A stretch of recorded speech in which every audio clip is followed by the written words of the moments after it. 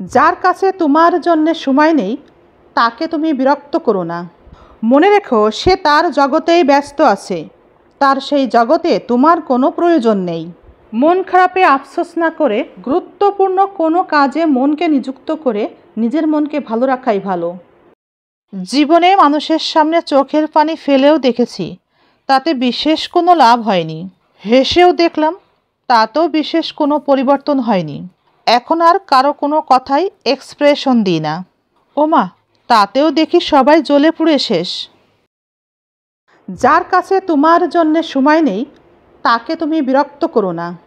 মনে রেখো সে তার জগতেই ব্যস্ত আছে, তার সেই জগতে তোমার কোনো প্রয়োজন নেই।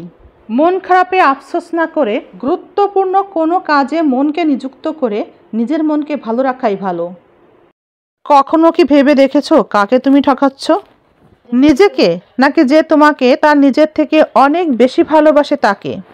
তাকে অবহেলা করে বরং তুমি নিজের কাছে নিজেই হেরে যাচ্ছ। তার থেকে তোমাকে আর এত বেশি ভালো কেউ বাসবে না।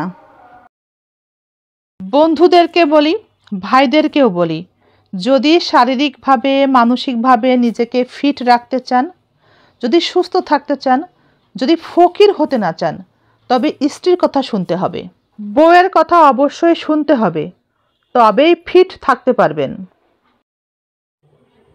যে রব গাছের ডালে ঘুমিয়ে থাকা ছোট্ট পাখিকেও পড়ে যেতে দেয় না, আপনি কিভাবে ভাবলেন সেই রব আপনাকে একা ছেড়ে দিবেন? কি ভাবছেন কথা বলা বন্ধ করে তাকে দেখে নেবেন? সে কিভাবে চলে একটু খোঁজ নিয়ে দেখেন, হয়তোবা সে বংশের অর্ধেক মানুষের সাথেই কথা বলে না। সুন্দর চেহারায় কোনো কৃতিত্ব নেই, এটা সৃষ্টিকর্তারই দান। কৃতিত্ব সুন্দর মানসিকতায় এবং মানবিকতায়।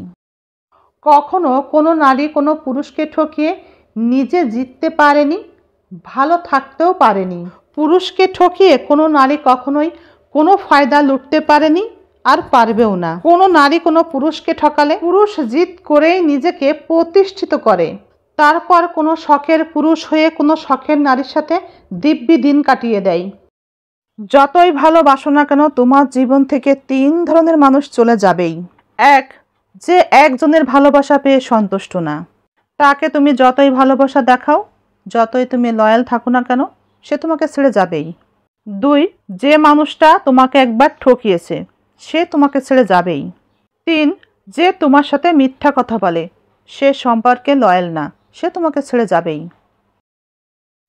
হাসি দিয়ে শুরু, শেষ হয় চোখের জলে। এটা সেই অভিশাপ যাকে সবাই পরকীয়া বলে। যদি আল্লাহর ইচ্ছায় কোনোভাবে আপনি একবার সফল হতে পারেন, তবে আপনার গায়ের ছেঁড়া জামাটাও হবে ইতিহাস। কিন্তু যদি আপনি ব্যর্থ হন, আপনার গায়ে দামি পোশাক থাকলেও তা হবে উপহাস। মূলত আমাদের ভাগ্য খারাপ থাকে না, ভরসা থাকে একটা ভুল মানুষের উপরে। তারপর আমরা ভাবি সবাই বোধহয় ভুল, এটা আমাদের ভাগ্যেরই দোষ। কারো বিপদের সময় সুযোগ নিতে যাবেন না স্বার্থপরের মতো। আপনি অন্যের সাথে যে আচরণটা করবেন, অন্যের সাথে জেনারেশন টু জেনারেশন সেই ফল ভোগ করবে।